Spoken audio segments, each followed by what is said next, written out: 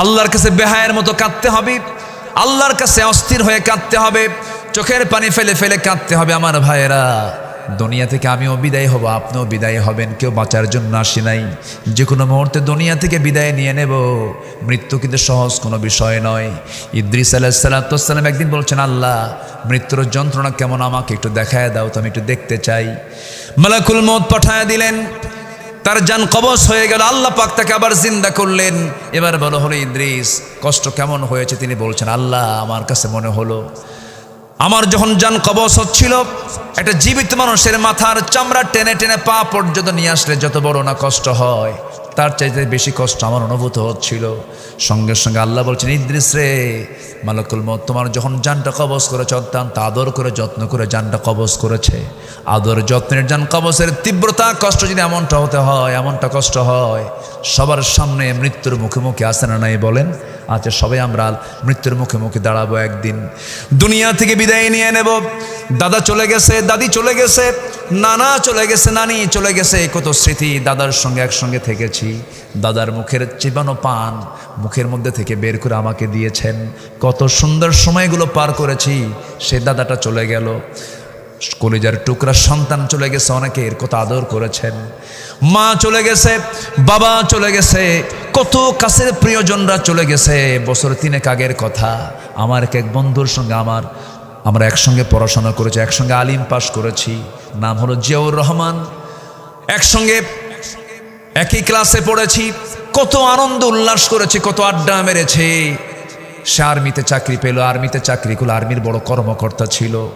মাঝে মাঝে কথা হতো, সুন্দর তেলাওয়াত সে করতে পারে, সুন্দর কণ্ঠ ছিল তার, সন্তানাদিও আছে, পরিবার পরিজনও আছে। হঠাৎ করে একদিন মনে হলো কতদিন বন্ধুর সঙ্গে কথা হয় না, ফোন দিলাম। ফোন ওই দিক থেকে ফোনটা যে রিসিভ করলো, মহিলার কণ্ঠ আসলো। আমি সালাম দিয়ে শুরু করলাম, বললাম, মনে হয় আপনি ভাবি হবেন। আমার ভাই, আমার বন্ধু জিয়াটা কোথায়? সঙ্গে সঙ্গে বল, জিয়া তো নাই। কাছে আসলে পরে আমাকে একটু ফোনটা ধরতে বলবেন, আমাকে ফোনটা দিতে। আমি অমক বলছি। ওপার থেকে একটু কাদা কাদা কণ্ঠে বলছে, ভাই রে, আপনার ভাই তো এমন জায়গায় গেছে যে দেশ থেকে মানুষ আর কোনোদিন ফিরে আসে না, দুনিয়া থেকে বিদায় নিয়েছে। আমি নিজেকে স্থির করতে পারলাম না। হারে, আমার বয়সী মানুষ, একসঙ্গে পড়াশোনা করলাম, একসঙ্গে সময় কাটালাম। একটা মানুষের জীবন পরিবর্তনের জন্য বেশি কিছু লাগে না। একটা মানুষের বাস্তব কোনো বইয়ের পড়া, বইয়ের শিক্ষা দিয়ে মানুষ কখনো শুধু ভালো হবে না। বাস্তব একটা শিক্ষা হলো, একটা বান্দা ভালো হওয়ার জন্য তার প্রিয়জনের মৃত্যুটা তার সবচেয়ে বড় শিক্ষা। প্রিয়জন দুনিয়া থেকে বিদায় নিয়েছে, কিচ্ছু না জীবন, ও চলে গেছে, আমিও চলে যাব। সব দুনিয়া থেকে একদিন বিদায় নিয়ে নেব। আমার নবীজি দুনিয়া থেকে বিদায় নিচ্ছেন, খুব অসুস্থ মানুষ। ওমরে ফারুক রাদিয়াল্লাহু আনহু পাগলার মতো হয়ে গেছেন। একজন এসে বলতেছে, ভাই ওমর, রাসূল ইন্তেকাল করেছেন। আমার নবীজি খুব পারিবারিক মানুষ ছিলেন, তিনি পরিবারকে খুব মহব্বত করতেন, পরিবারকে সময় দিতেন। ওমরে ফারুক জানেন না তিনি ইন্তেকাল করেছেন, কারণ রাসূল ইন্তেকাল করেছেন সাহাবীদের সামনে না, স্ত্রীর সামনে। বলেন কার সামনে? স্ত্রীর সামনে, ঘরের ভেতরে পর্দার পরিবেশে তিনি ছিলেন। ঘরের মধ্যে তিনি দুনিয়া থেকে বিদায় নিয়েছেন। রাসূল যখন দুনিয়া থেকে বিদায় নেন, তার সামনে কেউ ছিল না, মাত্র একটা মানুষ ছিল, তার নাম হচ্ছে আম্মা জান আয়েশা সিদ্দিকা রাদিয়াল্লাহু তাআলা আনহা। তিনি যখন দুনিয়া থেকে বিদায় নেন, তিনি পরিবারকে খুব মহব্বত করতেন। কলিজার টুকরা ফাতিমাকে ডাক দিয়ে বলছেন, আয়েশা ফাতিমাকে ডাক দাও। তো ফাতিমাকে ডেকে আনা হলো। বলছেন, ফাতিমা রে, তুই দুনিয়াতে থাকবে, আমি দুনিয়া থেকে বিদায় নিচ্ছি, কিন্তু আমি তোকে না দেখলে থাকতে পারি না। আমার নবীজি মেয়েদেরকে খুব পছন্দ করতেন, মহব্বত করতেন। রাসূল বলেন, যার ঘরে 3টা মেয়ে আছে তার জন্য 3টা পৃথক জান্নাত। আমি 4টা মেয়ের বাবা। রাসূল মেয়েদেরকে খুব প্রাধান্য দিতেন, বলতেন, ও মেয়ের বাবারা, বাজার করতে গেলে পরে মেয়ের জন্য আগে বাজার করবা, ছেলের জন্য পরে বাজার করবা, মেয়েদেরকে দাম দিবা। আমি মেয়েদের বাবা, মেয়েদেরকে সম্মান করি। আমার রাসূল মেয়েদেরকে খুব মহব্বত করতেন, খুব আদর করতেন। ফাতিমা রাদিয়াল্লাহু আনহাকে বিয়ে দিলেন। বিয়ে দেওয়ার পর থেকে নিয়ে আমার নবীজি তার মৃত্যুর দিন পর্যন্ত 3টা দিন পার হতে দেন না। 3টা দিন চলে গেলে রাসূল অস্থির হয়ে যেতেন, আমার মেয়েটাকে দেখি না, ফাতিমাকে দেখি না, ছটফট করতেন। নবীজি এতটাই পারিবারিক ছিলেন, পরিবারকে খুব মহব্বত করতেন, সন্তানদের সময় দিতেন, বউদেরকে সময় দিতেন। আমার নবীজির 4টা স্ত্রী একদিন একসঙ্গে এসে নবীর সামনে দাঁড়িয়ে বলছেন, হুজুর আপনি কাকে সবচেয়ে বেশি ভালোবাসেন? রসুল বলছেন, কেন কি হয়েছে হুজুর? আমাদের চারজনের মধ্যে গন্ডগোল হয়েছে, আপনি আমাকে ভালোবাসেন, আপনি আমাকে ভালোবাসেন, সবাই বলে আমাকে বেশি ভালোবাসে। আপনার মুখ থেকে শুনতে চাই আপনি কাকে ভালোবাসেন? বলুন তো এই প্রশ্নটা সহজ না কঠিন? কঠিন প্রশ্ন, বললেই তো ক্যাসার লেগে যাবে, সমস্যা হয়ে যাবে। রসুল বলছেন একটু হেকমত খাটানোর দরকার, তোমরা চলে যাও। তাদেরকে পাঠায় দিন আর বললেন, আগামীকালকে বলে দেব তোমাদেরকে আমি কাকে সবচেয়ে বেশি ভালোবাসি। ব্রেন খাটায় করলেন কি, সন্ধ্যা হতে হতেই, অন্ধকার হতে হতেই তিনি 8টা খেজুর হাতের মধ্যে নিলেন, দুইটা করে প্যাকেট করলেন। 2টা খেজুর নিয়ে প্রথমে আম্মা জান আয়েশার ঘরে গিয়ে বলছেন, আয়েশা রে, আমি তোমাকে দারুণ ভালোবাসি, 2টা খেজুর দিয়ে গেলাম, কিন্তু তোমাকে যে এত ভালোবাসি 2টা খেজুরও দিয়ে গেছি, এই কথা যেন অন্য কোনো স্ত্রীর কানে না যায়। দ্বিতীয় স্ত্রীর ঘরে একই কথা বললেন, তৃতীয় স্ত্রীর ঘরে একই কথা বললেন, চতুর্থ স্ত্রীর ঘরে গিয়ে একই কথা বলে 2টা করে খেজুর দিয়ে আসলেন, একই কথা বলে চলে আসলেন। পরের দিন সকালবেলা বুক ভরা আশা নিয়ে 4জন চলে গেছে। হুজুর আপনি বলেছেন আজকে জানাবেন কাকে বেশি ভালোবাসেন। রসুল একটু মুস্কি হাসি মেরে বলছেন, ও আমার স্ত্রীরা, গত রাত্রিতে আমি লুকায় যার ঘরে 2টা খেজুর দিয়ে আসছি আমি তাকেই বেশি ভালোবাসি। যা সুবহানাল্লাহ বলবেন না? আমার নবীজির বিজ্ঞতা, আমার নবীজির কি সুন্দর সিস্টেম পদ্ধতি। রসুল সবাইকে ম্যানেজ করেছেন। ছোট্ট ছোট্ট বাচ্চাদের সামনে যখন বসে যেতেন, বাচ্চার মতো হয়ে যেতেন। আমার নবীজির সেজদায় যেতেন, হোসেন নবীজির ঘাড়ে গিয়ে বসতেন। আমার নবীজি রুকুতে যেতেন, লাফ মেরে গিয়ে নবীজির পিঠে গিয়ে বসতেন হোসেন রাদিয়াল্লাহু তাআলা আনহু। আমার নবীজি জুমার খুতবা দিতেন, হোসেন লম্বা লম্বা জুব্বা পরে বারবার প্যাঁচ লেগে পড়ে যান। নবীজি ওয়াজিব খুতবা ছেড়ে দিয়ে ছোট্ট বাচ্চা হোসেনকে প্রথম কাতারে বসায় দেন। আমার বন্ধুগণ, যে মসজিদে ছোট্ট ছোট্ট বাচ্চাদের চিৎকার আওয়াজ শোনা যায়, যে মসজিদগুলোতে বাচ্চাদের কান্নার আওয়াজ শোনা যায়, এটা হচ্ছে রহমতের মসজিদ, বরকতের মসজিদ। জোরে কান সুবহানাল্লাহ। বাচ্চাগুলো যা আছে সব নিয়ে যাবেন মসজিদে, ছেলে হোক মেয়ে হোক, 4 বছর 5 বছর 6 বছর 7 বছর 8 বছর 9 বছর, সবগুলো বাচ্চা গ্রামের কোথাও থাকবে না, সব চলে যাবে কোথায়? মসজিদ। তারা হাঁটবে, তারা হাসবে, তারা কাঁদবে, তারা ঠেলাঠেলি করবে, তারা ঘুতাঘুতি করবে, কোনো ডিস্টার্ব করা যাবে না। নিজের চোখে দেখে আসলাম কাতারের সেন্ট্রাল মসজিদ, দোহার মধ্যে সবচেয়ে শ্রেষ্ঠ মসজিদ, কাতারের সেন্ট্রাল মসজিদে দেখে আসলাম। জাস্ট আমাদের দেশের বাইতুল মুকাররমের মতো সেন্ট্রাল মসজিদের প্রথম কাতারে আমি নামাজটা যখন পড়ছিলাম, খতিব নামাজটা শেষ করলেন, কয়েক শত ছোট্ট ছোট্ট বাচ্চারা দৌড় মেরে মেরে এসে খতিবের কপালে চুমা খায়, হাত টেনে ধরে, তার জামা টেনে ধরে। খতিবের সবাইকে সুন্দর করে আদর করছেন, স্নেহ করছেন। কিন্তু আমার দেশের মসজিদগুলো কিছু বুড়াদের দখলে, কিছু বুড়া মানুষ, এত বুড়া মানুষ চোখগুলো এত বড় বড় বানায়, বাচ্চাদের দেখলে পরে ওই বাচ্চাগুলো মনে মনে দোয়া করে, বুড়া তুই মরবি কোন দিন। এই আছে না নাই? এগুলো করা যাবে না, মসজিদকে আমার আবাদ বানায় ফেলবো। জোরে বলি ইনশাআল্লাহ। আমার বন্ধুগণ, আয়েশা সিদ্দিকার ঘরে রসুল দুনিয়া থেকে বিদায় নেবেন। এবার রসুল বলছেন, আয়েশা রে, দুনিয়াতে আমার কারোর সঙ্গে কোনো কথা হলো না, তোমার সঙ্গে আমার সর্বশেষ কথা হয়ে দুনিয়া থেকে আমি বিদায় নিচ্ছি। আয়েশা, তোমাকে একটা কথা বলে যাচ্ছি, আমার উম্মতকে একটা মেসেজ জানায় দিবা। আমার উম্মত 1 নম্বর হক, আল্লাহর হক, নামাজ যেন 5 ওয়াক্ত আমার উম্মতরা যেন কখনো না ছেড়ে দেয়। আল্লাহ তুমি সকল মানুষকে নামাজি বানায় দাও। জোরে বলি আমিন। বান্দা যদি নামাজ কেন্দ্রিক জীবনটা সাজায় নেয়, সে বান্দা সহজে অসুস্থ হওয়ার কথা নয়। কিন্তু আজকের সমাজে নামাজ আগে না কাজ আগে? বলেন বলেন বলেন, নামাজ আগে না কাজ আগে? কিন্তু আল্লাহ বলছেন, বান্দারে না না, নামাজটাই আগে, কাজটা পড়ে। আল্লাহ রাব্বুল আলামিন সুন্দর করে বলছেন, إذا نودي للصلاة من يوم الجمعة فاسعوا إلى ذكر الله وذروا البيع ذلكم خير لكم إن كنتم تعلمون। যখন নামাজের জন্য আহ্বান করা হবে, আজান যখন দেওয়া হবে, সেই সময় তোমরা সমস্ত বিজনেস, সমস্ত লেনদেন সব কিছুকে মাইনাস করে নামাজের দিকে রওনা দিয়ে দাও। জিকিরের অন্বেষণে মসজিদের দিকে চলে যাও, এটার মধ্যেই তোমার জন্য কল্যাণ আছে। নামাজ যখন শেষ হয়ে যাবে, বান্দা মসজিদে গাঁটটি নিয়ে বসে থাকার দরকার নাই, মসজিদে ঘন্টার পর ঘন্টার সময় কাটানোর দরকার নাই। নামাজ আদায় হয়ে গেছে, নামাজ শেষ হওয়ার সঙ্গে সঙ্গে মসজিদ থেকে তুমি দ্রুত বের হয়ে পড়ো, রিজিকের সন্ধানে বের হয়ে যাও। যে রিজিকটা তুমি তালাশ করবে সেই রিজিকের মধ্যে আমি আল্লাহ তাআলা অগণিত নিয়ামত দিয়ে ধন্য করে দেব। জোরে বলে সুবহানাল্লাহ।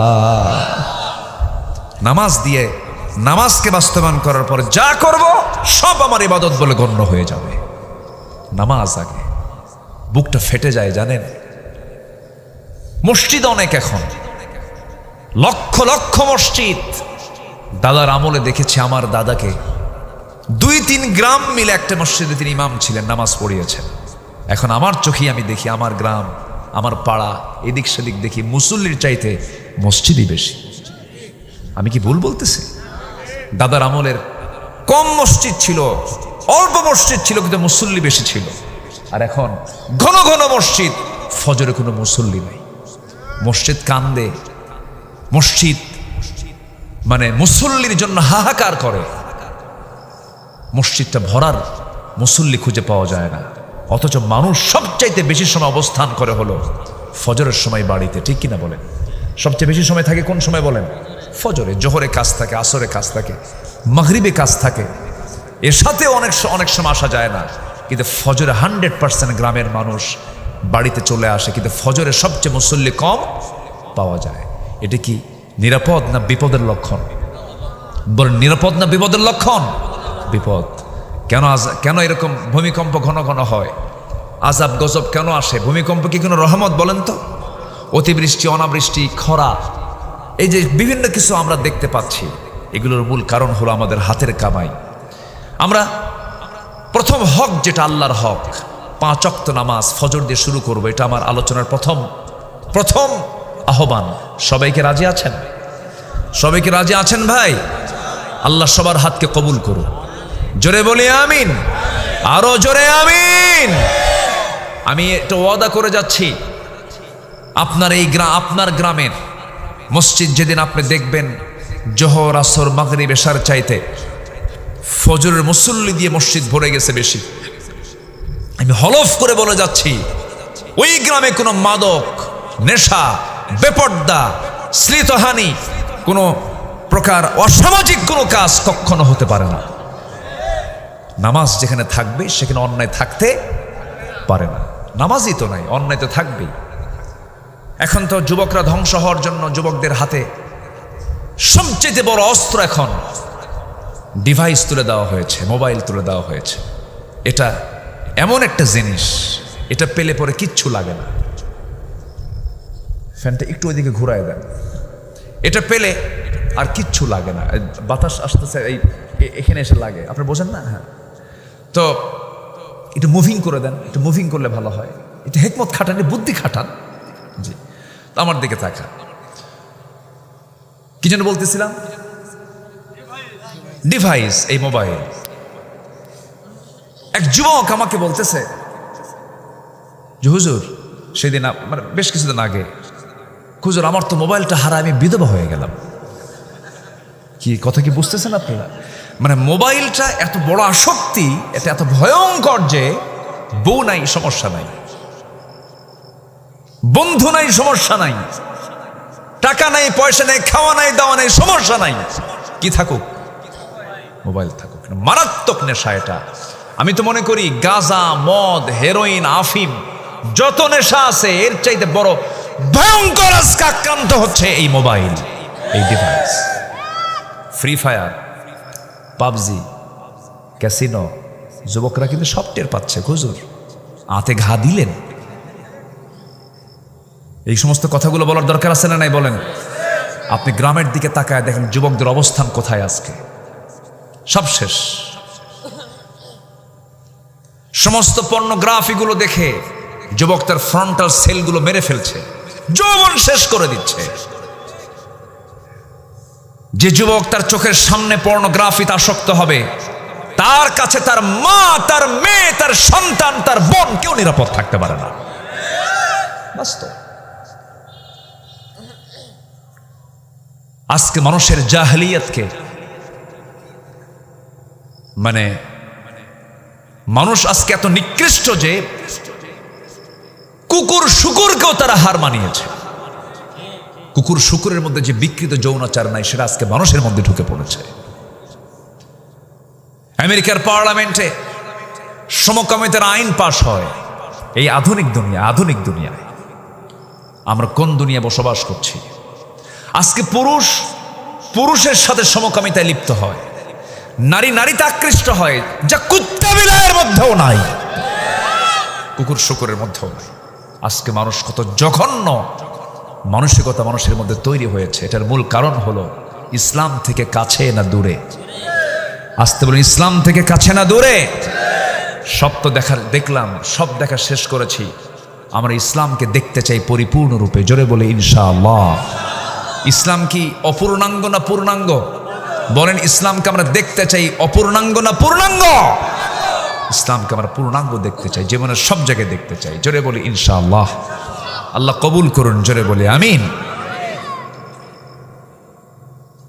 আজকে সমাজে যাকাত প্রতিষ্ঠা না সুদ প্রতিষ্ঠা? বলেন তো, কোনটা প্রতিষ্ঠিত হয়েছে? বলেন, সুদ। চারঘাটে মনে হয় সুদের মাত্রা একটু কম আছে। সুদ আছে, বিসমিল্লাহ কয়া খাবেন। কি বলবো আর, 1000 বছর ওয়াজ করে এই সুদ বন্ধ হবে না। আজকে আমার আলোচনায় খুব একটা মজা পাবেন না। হক নিয়ে কথা তো, এই আলোচনার মধ্যে তেমন রসকস পাবেন না, কিন্তু এটা যদি আমল করতে পারি জান্নাত সহজে মিলে যাবে। জোরে বলে সুবহানাল্লাহ। খালি এমনি কি কান্দে কোনতে লাভ আছে বলেন তো? খালি ওয়াজ শুনলেন আর কানলেন, কিন্তু নামাজ পড়লেন না, লাভ তো নাই।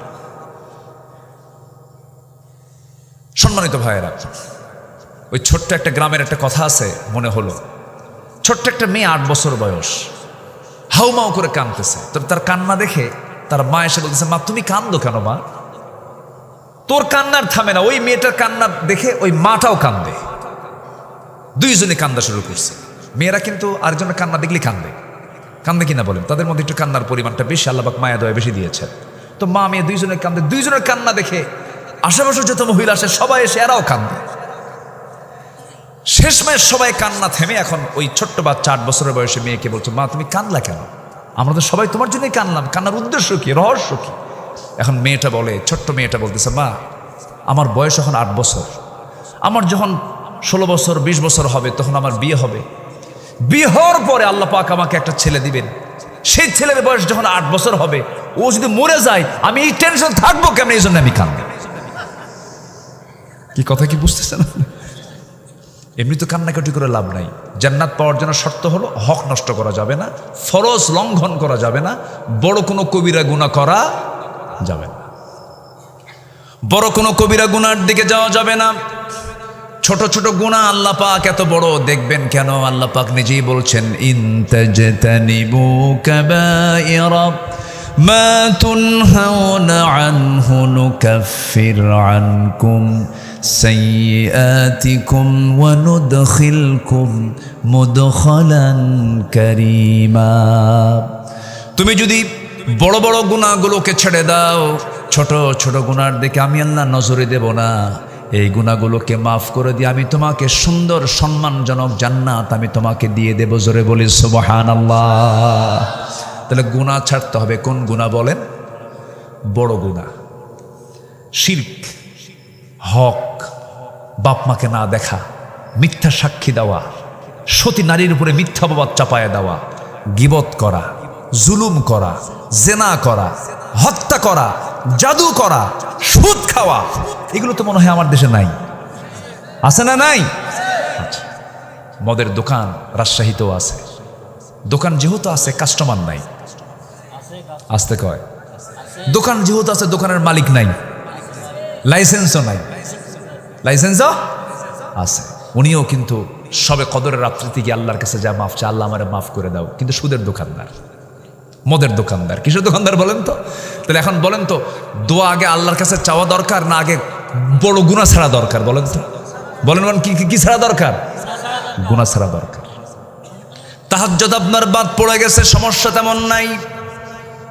নফল নামাজ বাদ পড়ে গেছে, সমস্যা তেমন নাই। কিন্তু আপনি সুদ খান না, আপনি জেনা করেন না, আপনি মদের কারবার করেন না, আপনি জমিরাইল ঠেলাঠেলি করেন না, আপনি এই সমস্ত বড় বড় গুনাহ থেকে নিজেকে বিরত রাখতে পেরেছেন, আপনার 2-1 রাত তাহাজ্জুদ মিস হলে তেমন কোনো ক্ষতি হবে না। আল্লাহ পাক আপনাকে এই বড় বড় গুনাহ ছাড়ার জন্য আল্লাহ পাক আপনাকে জান্নাত দিয়ে দিবেন। জোরে বলেন সুবহানাল্লাহ। বড় গুনাহ করা যাবে না, এবং কোনো গুনাহকে আবার খাটো চোখে দেখা যাবে না। ইমানদার যারা কোনো গুনাহকে তারা ছোট চোখে দেখবে না। দা মা ইউরবিক ওয়া ইলা মা লা ইউরবিক, যা তোমাকে সন্দেহে ফেলে দেয় সেই কাজ তুমি করতে যেও না। আমার দেশে ভাত খাওয়া লোক বেশি না বিড়ি খাওয়া লোক বেশি? হ্যাঁ বলেন, হ্যাঁ বলেন, ভাত খাওয়া লোক বেশি না বিড়ি খাওয়া লোক বেশি? বিড়ি খায় বেশি। পরিমাণ কোনটা বেশি, ভাতের পরিমাণ বেশি না বিড়ির পরিমাণ বেশি? কি কয় ভাত খায় বেশি? কত বেলা ভাত খাওয়া বাদ পড়ে, কিন্তু কি বাদ পড়ে না? ভাত খাওয়ার সময় পায় না, কিন্তু কোনটা ছাড়ে না? বিড়ি ছাড়ে না। কোথায় যে একটা কামড় মারে, দরবার হচ্ছে না, ব্রেন কাজ করতেছে না, মাতব্বর বলতেছে আমার তো ব্রেনই কাজ করে না, তোমরা থামো আমি একটু আসি। ওতে খাতে যায় কয়েকটা টানটুন মেরে ব্রেন সেট আপ দিলাম, রিফ্রেশ করলাম। এ আছে না নাই? বলেন আছে না নাই? হাইরে টানা টানে কুষ্টিয়ার দিকে। কুষ্টিয়া তো পাশাপাশি, রাজশাহীর পাশাপাশি। কুষ্টিয়ার লোকগুলো রাজশাহীতে এসে মেডিকেলে চিকিৎসা সেবা নেয়। কুষ্টিয়া তো পাশাপাশি না, পাকশি হয়ে চলে আসে রাজশাহীতে। রাজশাহী তো আপনাদের অনেক ডেভেলপ, আলহামদুলিল্লাহ। তো কুষ্টিয়ার এই অঞ্চলগুলোতে বিশাল আবাদ হয়, তামাকের আবাদ। তামাকের গাছ দেখছেন কিনা আমি জানি না। তামাকের পাতাগুলো এত বড় আর এত সজীব, এত মজবুত পাতা, এত সবুজ পল্লব, মানে দেখতে এত সুন্দর, মনে হয় আমি খাই। তাজা পাতা, মানে খুবই সুন্দর, একদম বড় বড় পাতাগুলো, মজবুত পাতা। তো এই পাতাগুলো আমি একদিন দেখে ভাবলাম যে এই যে মাঠকে মাঠ লাগাইছে, কোনো এই তামাক আবাদের কোনো জমিতে বেড়া নাই কেন? তো এইগুলো তো নষ্ট হয়ে যাওয়ার কথা, গরু ছাগল খাওয়ার কথা। একজনকে ডাক দিয়ে বললাম, ভাই এই যে মাঠকে মাঠ লাগাইছেন তামাক, এই গরু ছাগল খায় না? হুজুর কুত্তাও খায় না। আপনাকে রাগ করতেছে হুজুর? আপনি কোন গ্রামার যে খাটাচ্ছেন হুজুর? তাহলে দেখেন এই তামাক গাছের ক্ষতিকর দিক ছাগল বোঝে, গরু বোঝে, 4 পা বোঝে। কয় পা বোঝে না? কোন পায়ের দাম বেশি? 4 পায়ের দাম বেশি না 2 পায়ের দাম বেশি? 2 পায়ের দাম বেশি। মানুষ বোঝে না। উলাইকা কাল আনআম বাল হুম আদাল। আল্লাহ বলছেন এরাই হলো চতুষ্পদ জন্তু, এরাই চতুষ্পদ জন্তু। আল্লাহ বলতেছে ওরা না, তার চেয়ে বেশি, বাল হুম আদাল, তার চেয়ে বেশি খারাপ। এটা কি আমার ফতুয়া না আল্লাহর ফতুয়া? আল্লাহর ফতুয়া। মাহফিলে এসে প্রশ্ন করে হুজুর বিড়ি খাওয়া কি? মাহফিলের হুজুর তো আপনার জবাব দেবেন না। আপনি রাজশাহী মেডিকেল কলেজের কোনো ডাক্তারকে গিয়ে বলেন, লাংসের যারা ট্রিটমেন্ট করেন, এই ফুসফুস নিয়ে যাদের ফাংশন, তাদের কাছে গিয়ে বলবেন, ও ডাক্তার মহাশয় বিড়ি খাওয়া কি? সঙ্গে সঙ্গে তিনি জবাব দিবেন, বিড়ি খাওয়া হলো ক্যান্সারের কারণ, বিড়ি খাওয়া হলো যৌন রোগের কারণ, বিড়ি খেলে পরে হৃদরোগের কারণ হয়ে যায়, হার্ট স্ট্রোক হয়, ক্যান্সার হয়, এরপরে বিভিন্ন জটিল জটিল রোগ আক্রান্ত হয়ে যায়, শ্বাসযন্ত্র তার নষ্ট হয়ে যায়। তাহলে এখন বলুন, যে নেশা পান করলে পরে ক্যান্সার হতে পারে, সেই বিড়ি খাওয়াটা ইমানদারের জন্য জায়েজ না না জায়েজ? ওয়ালা তুলকু বিআইদিকুম ইলাত তাহলুকা, নিজকে তুমি ধ্বংসের দিকে ঠেলে দিও না। আল্লাহ পাক আমার আপনার লাঞ্চ দিয়েছেন ফ্রেশ, আর এটাকে আমি বিড়ি খায়া এটাকে আমি পচায়া দিলাম, এটা কি ভালো কাজ হতে পারে? তাহলে আমি এই অঙ্গের হক নষ্ট করলাম কিনা বলেন? আজকে আমার সাবজেক্ট কি বলেন? কি আব্দুল হক? হ্যাঁ আব্দুল হক না তো, এটা হচ্ছে বান্দার হক, আল্লাহর হক। আসুন ধীরে ধীরে আমরা আল্লাহর হকটা একটু জানলাম, যে আমরা শিরিক করব না। রাজি আছেন তো সবাই? আমরা ইনশাআল্লাহ সবাই রাজি আছেন তো ইনশাআল্লাহ? আর দিন শুরু করবো কোন নামাজ দিয়ে? বলেন বলেন, কোন নামাজ দিয়া? ফজর নামাজ দিয়া। আমার বন্ধুগণ, আল্লাহর হক আদায়ের জন্য বান্দার কিছু করণীয় কাজ আছে। মোটামুটি 10টা কাজ যদি কোনো বান্দা করে ফেলে, আল্লাহর হক সে আদায় করে ফেলতে পারবে। এই জন্য আমরা 10টা কাজ আমরা শিখে যাব। এর মধ্যে 1 নম্বর বলে ফেলেছে, আল্লাহ রাব্বুল আলামিন বলেন, ওয়া'বুদুল্লাহা ওয়া লা তুশরিকু বিহি শাইআন। আরেক জায়গায় বলছেন, ইন্নাল্লাহা লা ইয়াগফিরু আন ইউশরাকা বিহি ওয়া ইয়াগফিরু মা দুনা যালিকা লিমান ইয়াশা ওয়া মান ইউশরিক বিল্লাহি ফাকাদ দাল্লা দালালান বাঈদা। সূরা নিসা আয়াত নম্বর 116। আল্লাহ রাব্বুল আলামিন বলেন, বান্দারে তোর গুনাহ আনানাস সামা, আসমান ছেয়ে গেছে, বিকরাবিল আরদিল খাতায়া, গোটা জমিন ছেয়ে গেছে, বিস্তৃত হয়ে গেছে, কোনো প্রবলেম নাই। আল্লাহ তুশরিক বিহি শাইআন, তুই আমার কাছে শিরিক মুক্ত হয়ে আয়। পূজা করবি না, কোনো মাজারে সেজদা দিবি না, কোনো বাবার কাছে যাবি না, কোনো মান্নত হারাম কোনো মান্নত করবি না। ছাগল দিলাম বাবার দরবারে, আল্লাহ যেন আমাকে ব্যবসায়ী উন্নতি দিয়ে দেয়, এই সমস্ত শিরকের কাজের দিকে যাবি না। কারো কাছে না চাই, আমার কাছে চাবি। শিরিক মিশ্রিত জীবনযাপন না করে শিরিককে মুক্ত করে শিরিক থেকে তুই জীবনটা গ্রহণ করবি। আমি আল্লাহ রাব্বুল আলামিন সব গুনাহ মাফ করব, কিন্তু শিরকের গুনাহ কখনো মাফ করব না। কার ওয়াদা? কার ওয়াদা? আল্লাহর ওয়াদা। আমার দেশে কিছু দরবার আছে, বলে যে পৃথিবীর সবচেয়ে বড় দরবার হলো মক্কা মদিনা, এরপরে হচ্ছে আমার বাবার দরবার, এরকম বলে। তোমাদের কেবলা হলো পশ্চিম দিকে, আমার কেবলা হলো পীর বাবার কেবলার দিক। এরকম কিছু নোংরা কথা আমাদের দেশের বিভিন্ন সমাজে প্রচলন আছে না নাই বলেন? আমি পীর সাহেবকে আমি অপছন্দ করি না। শাহ মাকদুম শুয়ে আছেন কোথায়? আরে কথা বলে না কেন? কোথায় শুয়ে আছেন? শাহ মাকদুম রাজশাহীতে শুয়ে আছেন রাহিমাহুল্লাহ। খান জাহান আলী শুয়ে আছেন বাগেরহাটে। শাহজালাল ইয়েমেন থেকে এসেছেন। আমি সম্প্রতি কয়েকদিন আগে মিডল ইস্টে ছিলাম, কাতারে গিয়েছিলাম। তো ইয়েমেনে একজন নাগরিক, ইয়েমেনের অধিবাসী একজন মানুষ, যে যুগে বিমান নাই, কিচ্ছু নাই। আমি কাতার থেকে এসেছি কয়েকদিন আগে, শুধু বিমানে 500 কিলোমিটার 600 কিলোমিটার বেগে এই গতিতে একটানা দোহা টু ঢাকা আসতে সময় লেগেছে প্রায় 5 ঘন্টা। আর সে ইয়েমেন থেকে, কোথায় শাহজালাল ইয়েমেনি, ইয়েমেন থেকে রওনা দিয়েছেন। কত নদী কত সাগর পাড়ি দিতে হয়েছে, যে যুগে কোনো যানবাহন ছিল না। এসেছেন বাংলাদেশের দিনের প্রচার করতে। শাহজালাল রাজা গৌর গোবিন্দকে পরাজিত করেছেন। খাজা মাইনুদ্দিন চিশতি রাহিমাহুল্লাহ তিনি রাজা পৃথ্বীরাজের বিরুদ্ধে মোকাবেলা করে গোটা ভারতবর্ষে কালিমার পতাকা তারা উড্ডীন করেছেন। তারা ছিলেন পীর। আর আমার দেশের কিছু দরবারগুলো আছে হলো গাজার আড্ডাখানা। আছে না নাই? কিসের আড্ডাখানা? গাজার আড্ডাখানা। গাজার ধোঁয়ায় মশা পর্যন্ত বদদোয়া দেয়। কত গাজা মানুষ খায়। সে মোষগুলো কি, আমি যখন ইনসাইডে ছিলাম, জেলখানে কিছুদিন ছিলাম, আমি ঢোকার পর এক মুরব্বী, বয়স্ক এক মুরব্বী, এই প্রায় 70-75 বছর বয়স হবে, মাথার চুল দাড়ি সব পাকা, মোষও পাকা। তো মোষও কাটে না, দাড়িও কাটে না, মাথার চুলও কাটে না, বগলের চুলও কাটে না, এরকম একটা পাগলা সাইজের লোককে ধরে নিয়ে গেছে। আর মোষ লাল টকটকা। তো বললাম, চাচা আপনি বুড়ো বয়সে জেলখানায় ঢুকলেন? বাবা প্রশাসনের মাথা খারাপ হয়ে গেছে। কেন?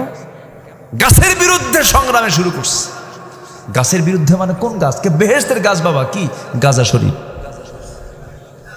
যেরকম নাউজুবিল্লাহ, গাজা নাকি বেহেশতের গাছ, মানে গাজা খেলে রাজা হয়ে যায়। বাবা যারা যুবকরা আছো, নেশা করবা না। আচ্ছা বলেন তো এই ওয়াজগুলোর কি দরকার আছে ভাই? নেশা করো না। তোমার নেশায় তোমার পরিবার শেষ। তোমার অবৈধ একটা নারীর প্রতি কামনা বাসনা, তোমার জীবন যৌবন, তোমার লক্ষ্য উদ্দেশ্য সব শেষ।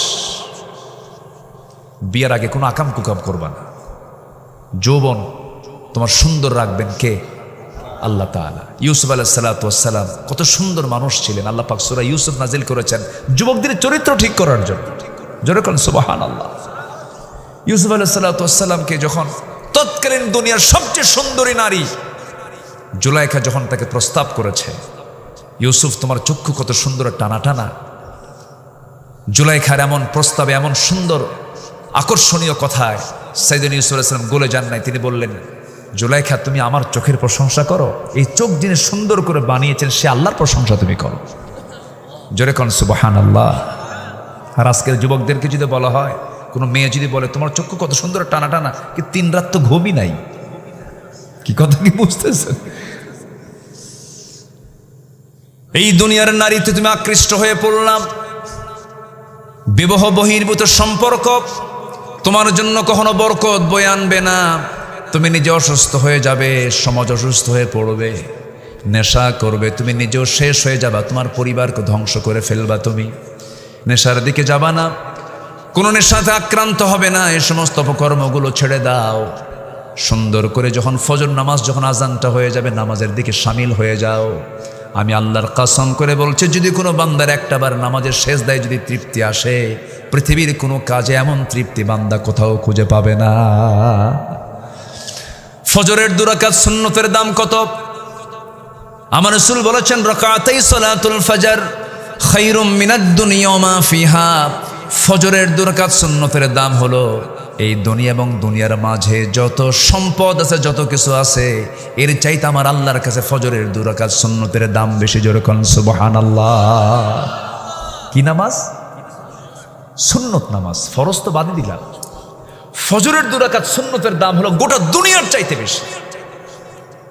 আমরা সামান্য দুনিয়ার কিছু টাকা পয়সা, কিছু সম্পদ আহরণের জন্য কি না কি পরিশ্রম করি, মাথার ঘাম পায়ে ফেলতেছি, তাও চেষ্টা করেও পাই না। খুব বুদ্ধি, দেখবেন গ্রামের মধ্যে কিছু লোক আছে দারুণ বুদ্ধি, ভাত পায় না। এই আসে না নাই? বলেন তো, আসে না নাই? এত বুদ্ধি খাটায়, কাম হয় না। ভাইরে, সুন্দর করে ফজরের 2 রাকাত সুন্নতটা পড়বেন আর মনে মনে ভাববেন যে আমি আল্লাহর কাছ থেকে দুনিয়ার সকল কিছুর চাইতে বেশি সম্পদ আল্লাহ পাক আমাকে জান্নাতের মধ্যে দেওয়ার জন্য রেডি করে দিয়েছে। নামাজ পড়তে সবাই রাজি আছেন তো ইনশাআল্লাহ? আল্লাহ কবুল করেন, জোরে বলি আমিন। শয়তান আসে হলো শেষ রাতে। কোন রাতে? এবং আল্লাহ প্রথম আকাশে আসেন কোন রাতে? শেষ রাতে। আল্লাহ রাব্বুল আলামিন নিজে ফিস সামাঈদ দুনিয়া, দুনিয়ার আকাশে আসেন এবং বলেন, মিন মুস্তাগফিরিন ফাগফির লাহ। কোন ক্ষমা প্রার্থী আছো আমার কাছে ক্ষমা চাবে, আমি তাকে ক্ষমা করে দেব। ওই সময় শয়তান করে কি, ফজরের ঠিক আগ দিয়া ওই সমস্ত বান্দার কাছে আস্তে করে চলে আসে, শিওরে বসে। শয়তান ওয়াজ করে, শয়তান বলে, আলাইকা লাইলুন তাবিল, আলাইকা লাইলুন তাবিল, তোমার রাত বড় লম্বা, ঘুমাও ঘুমাও। ওই সময় রাসূল বলেন, যদি কোনো বান্দা যদি ওই সময় 3টা কাজ যদি করতে পারে, শয়তান সেই সময় 3টা গিট মেরে চলে যায়, 3টা গিরা দিয়ে চলে যায়, 3টা গিট্টো মেরে চলে যায়।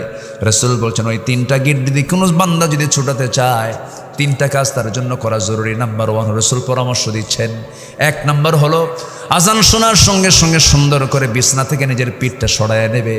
1 নাম্বার গিট ছুটে চলে যাবে, সুন্দর করে পবিত্র সুন্দর করে ওযু বানায় নেবে। 2 নাম্বার গিটটা চলে যাবে। এরপর আস্তে আস্তে হেঁটে হেঁটে মসজিদের দিকে রওনা দিয়া ফজরের 2 রাকাত নামাজ শেষ করে ফেলবে। আমার রাসূল বলেন, এই 3টা কাজ করার সঙ্গে সঙ্গে শয়তানের বেঁধে দেওয়া 3টা গিট ছুটে যায় এবং একটা টোটাল দিন শয়তান তার কাছে আসার সাহস পায় না। জোরে বলি সুবহানাল্লাহ। নামাজকে আমরা কন্টিনিউ করব। আমরা এত নিরাপদে আছি বাংলাদেশে, আলহামদুলিল্লাহ বলেন।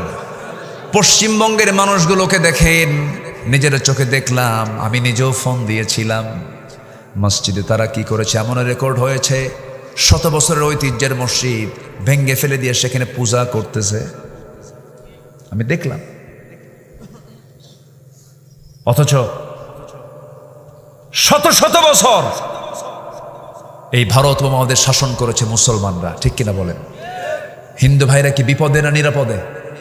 আমার দেশেও বলুন তো, আমার দেশের যে সংখ্যালঘু হিন্দুগুলো আছে, আমরা তাদেরকে শত্রু ভাবি না ভাই ভাবি?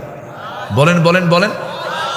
আমার দেশের সাবেক প্রধান বিচারপতি একজন হিন্দু ছিলেন, এসকে সিনহা, সুরেন্দ্র কুমার সিনহা।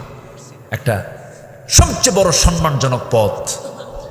ওই অনেক ডিসিএসপি, বড় বড় কর্মকর্তা আমাদের বিভিন্ন জায়গায় হিন্দু ভাইয়েরা আছেন। ব্যবসার দিক থেকে হিন্দু ভাইয়েরা আমার দেশে পিছিয়ে নাই, এগিয়ে আছেন। আমরা যদি একটু লাল রক্তচক্ষু যদি আগাতাম, কেউ কি পারত? কিন্তু না, আমরা তাদেরকে অত্যন্ত জামাই আদরে রাখি। এক কথা কি ঠিক কিনা বলেন? আমরা মন্দির পাহারা দিতে শিখেছি, আমরা মন্দির পাহারা দিতে পারি, কিন্তু ওরা মসজিদ পাহারা তো দূরের কথা, বাবরি মসজিদ ভেঙ্গে চুরমার করে দিয়েছে। যারা আল্লাহর ঘরকে ভেঙ্গেছে তারও একদিন ভেঙ্গে চুরে টুকরা টুকরা হয়ে যাবে। জোরে বলি ইনশাআল্লাহ, তারাও টুকরা টুকরা হবে। আল্লাহর ঘরকে যারা টুকরা বানাবে, আল্লাহ তাদেরকে কি করবেন? টুকরা বানায় দেবে। সময় বেশি দিন নাই, আমার মন বলছে খুব বেশি দিন সময় নেই। কিতাবুল জিহাদ, আমার রাসূল যা আগাম কিছু ভবিষ্যৎবাণী করেছেন, আমার মনে হয় সে হাদিসটার দিকে ধীরে ধীরে ইতিহাসের মোড় সেই দিকে চলে যাচ্ছে। যুদ্ধ একটা হবে হিন্দের সাথে। হিন্দ পৃথিবীতে একটাই, সেটা হলো আমাদের প্রতিবেশী, আমাদের পাশে যারা আছে। সম্মানিত ভাইয়েরা, একটু মনোযোগিত কথাগুলো শুনি। আমরা মসজিদকে আবাদ করব, জোরে বলি ইনশাআল্লাহ। এটা কার হক বলেন তো? আসতে বলবেন না, কার হক? চোখের হক হলো ভালো কিছু দেখবো আমরা। সবাই রাজি আছেন তো? এই চোখের মধ্যে পানি আছে না নাই? চোখের মধ্যে পানি সর্বক্ষণ আছে না? চোখ কি আমাদের জোয়ারে না ভাটায়? বলেন বলেন। চোখ সর্বক্ষণ কি ভাটা থাকে না জোয়ারে আছে? জোয়ারে আছে। পানি এক ফোঁটা পানি কমে না, সবসময় পানি সার্ভিস দিয়ে যাচ্ছে। ঘুমের মধ্যে গেছেন, তাও চোখের পানি আছে। চোখের পানি ভিতরে থেকে থেকে সকালবেলা দুই পাশে সাদা সাদা কেমন যেন হয়। এটাকে এলাকায় কি বলে? কি কয়? পেস্টি। ওই যে যেটা ব্রাশ দিয়ে করে, যেটা